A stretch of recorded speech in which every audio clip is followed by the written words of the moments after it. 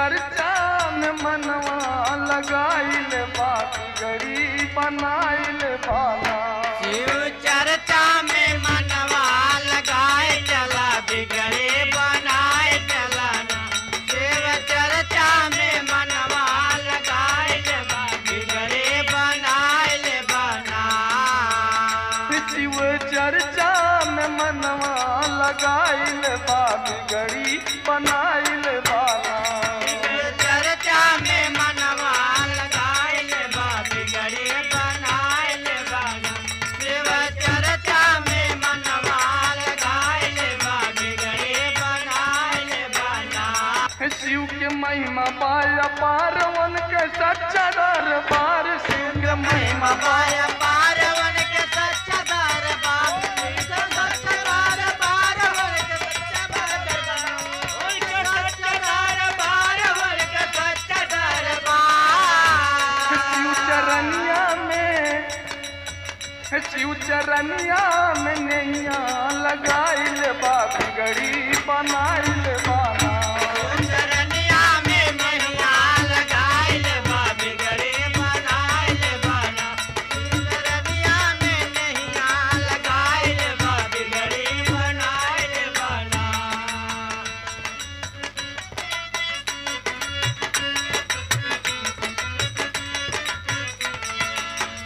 जायल करा दिव चर्चा नहीं लागी कौनो खर्चा। जायल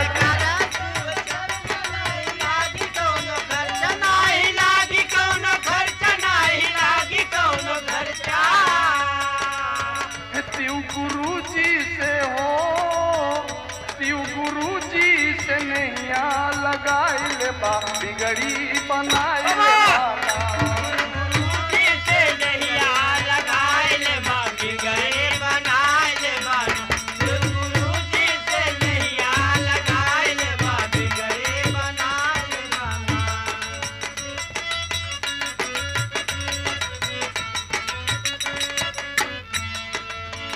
सुनी है सब कर पुकार उनके सच्चा दरबार। सुनी है सच्चा दरबार वन का सच्चा दरबार। वन का सच्चा दरबार वन का सच्चा दरबार। दिल में शिव के मूर्तिया बसाइल बा बिगड़ी बनाइल बना।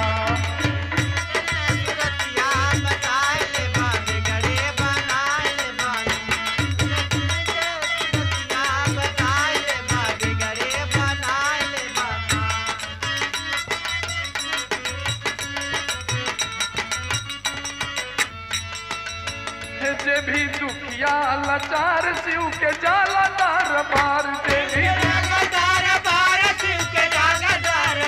शिव के जाला दरबार। शिव के जाला दरबार।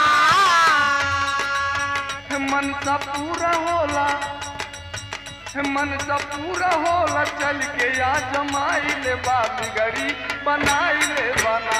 मनसा पूरा होला चल के बनाइल बा बिगड़े बनाइल बना। मनसा पूरा होला चल के या जमाइल बा बिगड़े बनाइल बना। लिखे गुलाब सामुझाई शिव चरनिया में जाई। लिखे चरनिया में जाई शिव चरनिया में। शिव चरनिया में जाई शिव चरनिया में जाई। गीतिया शेखर से चल के गवाइल बा बिगड़ी बनाइल बाला।